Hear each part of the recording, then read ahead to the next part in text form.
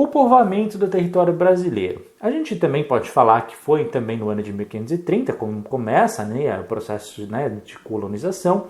E inicialmente o governo ele contratou ali os bandeirantes. Heitor, o que eram os bandeirantes? Eles eram pessoas contratadas pelo governo, onde eles tinham a sua obrigação aí de ir da parte litorânea, quando eles chegavam ali com as caravelas, e ir para o meio do Brasil, simplesmente explorando tudo. Para quê, Heitor? Inicialmente, para a busca do pau-brasil, mas logo eles perceberam que tinham muitos metais preciosos, então eles acabavam também pegando ali alguns metais para eles, tá bom? E inicialmente para escravizar os índios. Como eu disse, primeiro esse foi o objetivo, mas logo depois viram que não deu muito certo. Então eles iam lá para o meio explorando e matando e colhendo tudo que tinha. Heitor, o que a gente tem aí como destaque? A gente tem nessa época do povoamento o primeiro gestor que nós temos aqui no Brasil, que começou a organizar tudo e que demarcou o território e falou, ó, essa parte aqui é nossa. E começou, né, a fazer a administração de tudo que é preciso, né, de todo mundo que chegava, de todo mundo que saía. E essa administração colonial foi feita ali pelo Martim Afonso de Souza. Não sei se já ouviu falar, mas ele é muito conhecido. E nessa época aí, tá? Durante o Brasil Colônia, eu tenho que dar destaque para duas coisas. Uma é o Tratado de Tordesilhas, o outro as capitanias hereditárias. Heitor, o que é um, o que é outro? Tratado de Tordesilhas, pessoal, foi um tratado, como eu disse para vocês, você tinha Espanha e Portugal como destaque no mundo. E aí eles começaram a explorar terras. Concorda comigo que ora um entrava na terra do outro, ora entrava na terra de um, e isso podia causar confusão. Só que a gente está falando das duas maiores potências da época, potência inclusive militar, com exército, com tudo mais. Era vantajoso para as duas entrarem em conflitos? Não, mas tinham esses conflitos, concorda? Então, para não ter um atrito muito grande, não já entrar em uma grande guerra aí, o que eles fizeram? Sentaram junto com o Papa, que era maior. Veja, ambos, tanto Portugal quanto Espanha e os seus reis, eram extremamente católicos. E se tinha alguém que era o chefão deles que dava ouvido para eles, era quem? O Papa. Então o Papa, na época, sentou com os dois e falou, ó, vocês vão dividir um documento onde eu vou ver vocês assinando. Então todo mundo, pessoal, respeitou e muito bem, dentro de uma, pelo menos oficialmente, tá? Depois, enfim, a gente vai ver que teve algumas quebras desse acordo, mas oficialmente esse Tratado de Tordesilhas, ele foi assinado na frente do Papa, tanto por Portugal quanto por Espanha. Então foi um acordo entre os dois países. Falou, ó, daqui para cá a terra é minha, dessa linha para cá a terra é sua, beleza? A parte da direita, a parte do leste, ficou com os portugueses. A parte da esquerda ficou com os espanhóis. Hoje, se você olhar no mapa da América do Sul, é mais ou menos isso, né? Parte na direita, nós brasileiros falamos português, porque foi a parte feita por eles.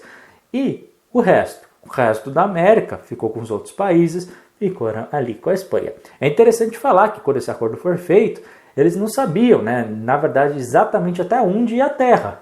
Então, de repente, Espanha podia ter muito mais terra, Portugal podia ter muito mais terra, ficou essa dúvida. Tá certo também que a gente vai ver aqui a divisão do Tratado de Tordesilhas. Portugal passou um pouquinho. Você vai reparar, porque enquanto tem falantes de língua portuguesa, significa que Portugal passou. Então é o limite do Brasil. Olha aqui o mapa. Se você olhar, esse aqui foi o tratado, o acordo assinado. Tá vendo? Ó, que ele hoje, olhando as terras de hoje, ele está passando no meio de Tocantins. Se você dá para ver, aqui ó, Brasília, aqui mais ou menos, ou seja, Portugal ainda foi bastante depois, de maneira oficial, com os bandeirantes, tá? Basicamente para ocupar território. Mas esse acordo, ele durou muito tempo. Entre 1494 até o meio do século XVIII, até 1750. Olha só que interessante. Beleza? Esse foi o Tratado de Tordesilhas. Tordesilhas aqui é a linha, tá? que separou o território português da Espanha. Bom, e aí o que acontece? Portugal olha para sua terra e fala, e agora, como é que eu controlo esse negócio? E aí, o que eles fizeram? Dividiram em grupos, onde eles passaram literalmente uma linha, tá? Na verdade, foram 15 grupos que eles separaram, tudo, 1, 2, 3, 4, 15 grupos, e deram alguns nomes. Alguns nomes você já deve ter ouvido falar. Então, por exemplo, São Vicente, essa cidade, né, que foi a primeira que nós tivemos, e hoje fica ali pertinho de Santos, tá até hoje. Porto Seguro, Pernambuco, Piauí, Ceará, Rio Grande do Norte 1 e 2. Então você vê, né, algumas, Maranhão, então algumas serviram aí de nome para alguns estados, para algumas cidades. Hoje, nem sempre, né, representa exatamente a mesma localização da época, mas a gente tem ali algumas referências de tudo isso. Ah, bom? Então, e essas capitanias, o que eles fizeram? Eles deram essas regiões, que eles chamavam de capitanias, e deram para pessoas que tinham um grande poder aquisitivo da época. Então pegaram 15 pessoas bem ricas ali de Portugal e falaram, agora você que manda naquela terra. E eles foram para lá. E essas capitanias, inicialmente, quando fizeram, eram para ser capitanias hereditárias. O que significa? Morreu o pai, o filho assume. O filho morreu, assume o neto morreu e assim por diante, tá? Então era passando de pai para filho. Isso durou muito, Heitor? Não, foi de 1534 até 1550. Por quê? Porque depois já teve gente que quis eleição, já teve gente que foi derrubado, já teve capitania que foi invadida pela Holanda. Nossa, teve uma confusão. Mas essa prova não entra em nada disso. Você tem que falar que existiu capitania hereditária e que passava de pai para filho. Duas mais relevantes, a gente tem a de Pernambuco, que era muito importante aqui em cima, muito grande inclusive, e lá embaixo, a de São Vicente, que foi a primeira. Então você teve a primeira escola, a entrada dos jesuítas, enfim, teve a sua relevância. O Brasil colônia, ainda dentro desse aspecto, a gente tem que destacar o primeiro governador-geral, que foi da Bahia, em 1549, que foi Tomé de Souza, e também temos que destacar a Companhia de Jesus, também chamado de jesuítas, que você tinha ali a sua sede principal na Bahia, mas que atuava em todas as capitanias hereditárias. Ou seja, você teve ali, tá? Realmente uma formação católica e que não só na parte da religião, mas também administrativa. Os jesuítas eram um grupo religioso da Igreja Católica, mas que tinha uma formação muito grande. Então eles não tinham uma formação apenas na parte católica e tudo mais, mas em saber administrar, saber matemática, saber números, saber gestão, saber várias línguas. Eles que, por exemplo, tentavam a primeira comunicação com os índios, porque era outra língua, né, pessoal? Então, esse primeiro contato e várias conversas, os jesuítas faziam tudo. Quem é que administra isso? Quem vai administrar esse estoque que nós temos aqui de comida que achamos? Jesuítas. Então, os jesuítas faziam tudo, além da parte religiosa, como é óbvio, porque a igreja só mandavam eles justamente com isso. Mas eles tinham anos de preparo para ir para lá. Então, era essa companhia. Além disso, já colocando, avançando um pouquinho no tempo, a gente vai vir e voltar, tá? Esse processo é natural. Você tem que ver o destaque aqui da família real que vai em 1808 para o Brasil. Basicamente, você vai ver daqui a pouco quando a gente falar, mas no século XIX, no comecinho, aconteceu que teve Europa, né? Sempre acontece isso. Teve alguém que quis dominar a Europa inteira. E aí nasceu Napoleão Bonaparte. Ele era da França e começou a dominar tudo. Dominou tudo? Dominou tudo. Até, inclusive, chegou a Portugal. Tá? E quando ele chegou em Portugal, o rei tinha uma escolha. O que é? Em duas uma. Ou enfrentar aquele exército que já tinha dominado toda a Europa. Veja, Portugal fica no cantinho da Europa. Então já tinha dominado tudo, só faltava Portugal. O rei, de duas uma, ou podia enfrentar até o último homem e lutar de forma valentia e tudo mais, ou fugir para o mais distante possível. O que Portugal fez? O rei, Dom João, fugiu. Simplesmente, ele fugiu e não fugiu sozinho. Fugiu com todo o exército que ele tinha e com a sua família. Pois é, deixou a população para trás. E aí foi embora. E aí, em 1808, a família real chega ao Brasil. Mas não chegaram ao Brasil porque queriam viver no Brasil. Simplesmente era um lugar mais longe que eles conheciam, escolheram a colônia mais distante e foram para lá com todo o exército. Fugiram, basicamente. Só uma pequena observação, que quando Napoleão chega em Portugal, Napoleão, não, mesmo sem o exército português lá, não conseguiu. Você sabia dessa? Dominar Portugal. Não fala isso na sua prova, mas é uma curiosidade que eu não posso resistir de falar. Não tem como. Mas Napoleão não consegue dominar Portugal. Por quê? Por causa da população. A população se reuniu e batalhou. Pessoal, inclusive tem as guerras, né, dos camponeses no norte, no Porto. Ela é muito conhecida essa batalha, onde os camponeses pegaram ali as armas que eles tinham e falaram, não, vamos resistir até o último. e os portugueses bateram o pé, lutaram contra o exército mais forte, o exército mais potente da época e conseguiram fazer aquilo que ninguém no mundo tinha conseguido, que é barrar Napoleão Bonaparte. Então, o povo português, né, sem o exército, sem preparo, sem equipamento, conseguiu, pela sua valentia mesmo, e com a força e com muito suor, muito sangue provavelmente. Tá? Então, é muito conhecido. E é uma pena que a sua prova também não aborde esse assunto, mas eu precisava falar isso para vocês.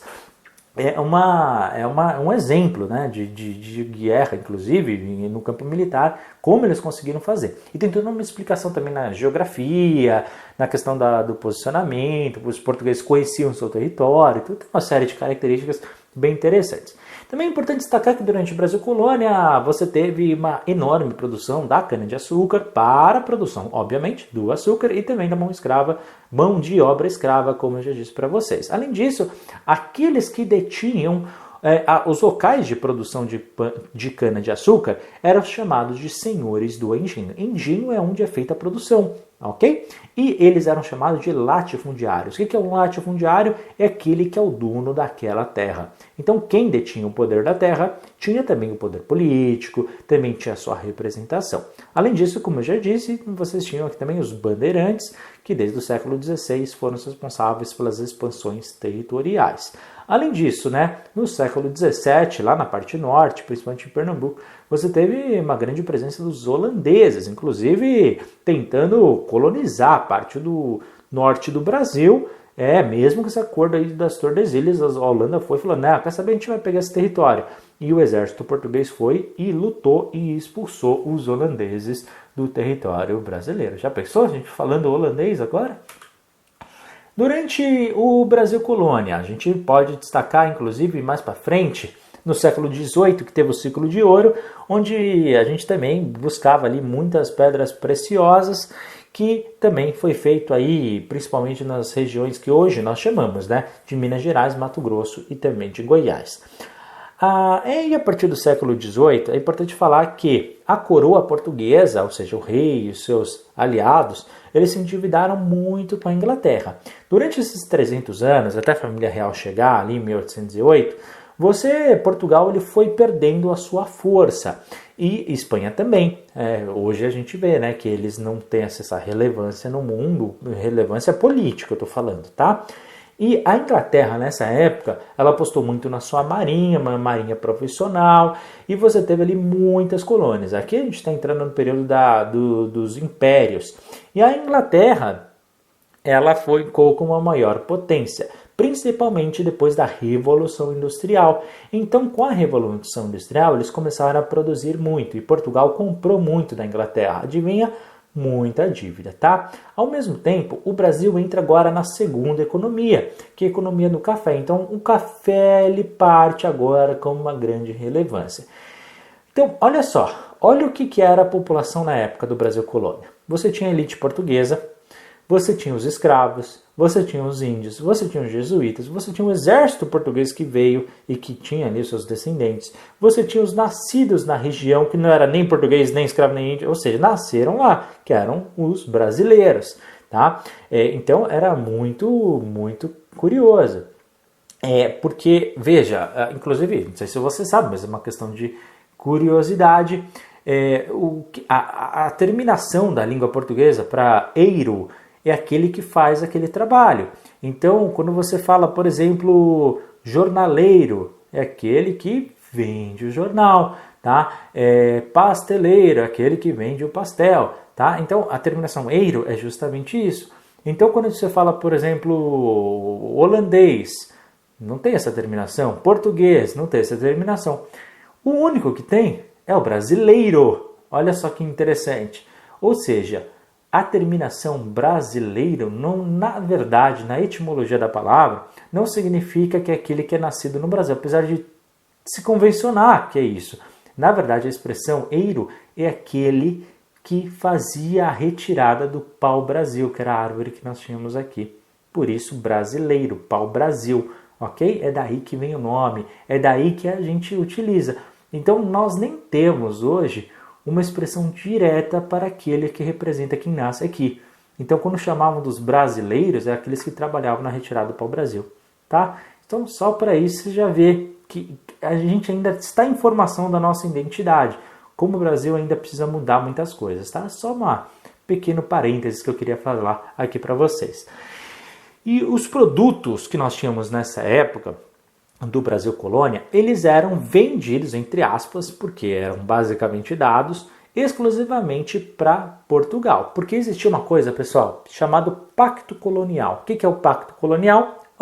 Feito por Portugal, obviamente, onde todas as colônias só podiam vender para Portugal. Mas se outro oferecesse um preço melhor, não interessa, tem que ser para Portugal. E adivinha quem definia os preços dessas transações? Portugal também. Então, obviamente, que eram preços às vezes muito mais baixos do que aqueles que eles utilizavam para os custos. Então, obviamente que o Brasil ia se endividar sempre, porque tinha que dar quase que de graça ali para Portugal. Então, era o famoso Pacto Colonial, feito por Portugal. Obviamente que depois de um tempo, as pessoas começaram a se revoltar e o Brasil ele é feito através de muitas guerras internas, acredite. E a família real, o exército português teve que combater muito. E combateu, né? Só que os protestos eram feitos a mesma, mas o exército sempre ia com muita violência para cima. Então o Brasil não é essa coisa pacífica que todo mundo acha. Se você olhar a história, olha quantas revoluções nós tivemos. Conjuração Baiana, Conjuração Mineira, Guerra dos Mascates, Insurreição Pernambucana, Revolta de Beckman e Guerra dos Emboados. A prova não entra em nenhum deles, mas eu estou citando todos aqui para vocês, os principais. Vixe, ainda tem muito mais que eu podia estar aqui falando até amanhã, mas esses são os mais conhecidos, todos não querendo, né, justamente isso que o Portugal fazia com o Brasil.